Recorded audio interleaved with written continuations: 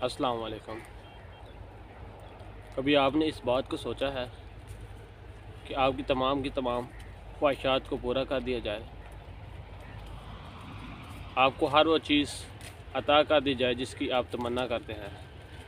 آپ کی زندگی میں روپیہ، پیسہ، عزت، دولت کی بھرمار کر دی جائے، لیکن آپ پھر بھی زندگی سے بیزار ہو جائے اور موت کی تمنا کرنے لگے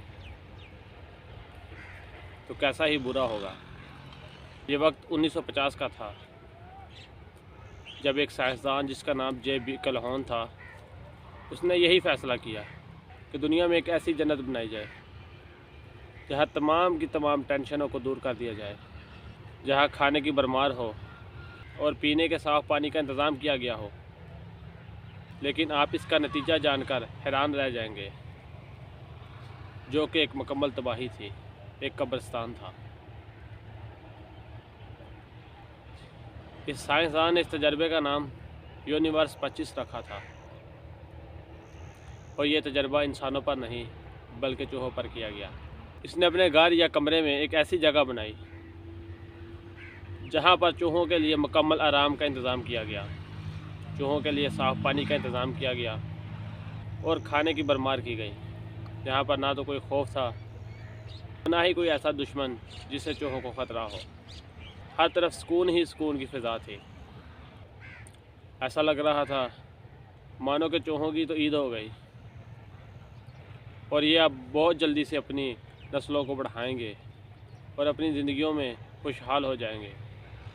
لیکن ہر چیز اس کے برعکس نکلی، جیسا کہ آپ سوچ رہے ہیں۔ شروع میں چوہے بے فکری سے کھاتے، سوتے، لڑائیاں کرتے، مزے کرتے اور سو جاتے۔ چوہوں کی نسل تیزی سے بڑھ رہی تھی، وہ مزے سے زندگی گزار رہے تھے، مانو کہ ایسا لگ رہا ہو کہ یہ دنیا کبھی ختم نہیں ہونے والی۔ لیکن خطرات باہر سے نہیں آتے بلکہ اندر سے ہی جنم لیتے ہیں۔ جب دن مہینوں میں بدلے تو چوہے مکمل ہی تبدیل ہونا شروع ہو گئے۔ طاقتور چوہوں نے بہترین جگہوں پر قبضہ کر لیا اور کمزور چوہوں کو کناروں پر دھکیل دیا۔ نر چوہے دو حصوں میں تقسیم ہو گئے، کچھ تو بہت ہی لڑاکا، کچھ بہت ہی بے حس۔ ماداؤں نے اپنے بچوں کو چھوڑ دیا اور کچھ نے تو اپنے بچوں پر ہی حملہ کر دیا۔ یہ کوئی بیماری نہیں تھی بلکہ یہ ان کا رویہ تھا۔ اور پھر ایک دن ایسا بھی آیا کہ ہر چیز رک گئی، نہ تو کوئی نئی پیدائش ہوئی، نہ ہی چوہے آپس میں لڑ رہے تھے اور نہ ہی کوئی شور مچا رہے تھے۔ بس سارے کے سارے آرام سے ایک جگہ پر اکٹھے ہو کر بیٹھ گئے اور بار بار اپنے جسموں کو صاف کرنے لگے۔ یوں لگ رہا تھا جیسے کہ وہ اپنی زندگی کے گزر جانے کا انتظار کر رہے تھے یا پھر موت کا۔ اس سائنسدان نے اس تجربے کو ایک دفعہ نہیں، 2 دفعہ نہیں، 3 دفعہ نہیں بلکہ 25 دفعہ کیا، لیکن ہر دفعہ نتیجہ یہی نکلا کہ آخر پر چوہے اپنی موت کا انتظار کرنا شروع ہو گئے۔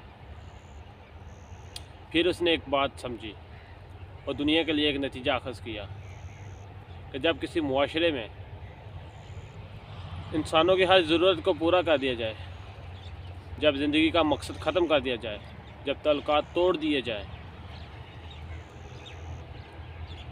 تو اس معاشرے کو تباہ کرنے کے لیے کسی قحط یا فوج کی ضرورت نہیں ہے، بلکہ یہ معاشرہ خود بخود ہی اندر سے ٹوٹ جائے گا۔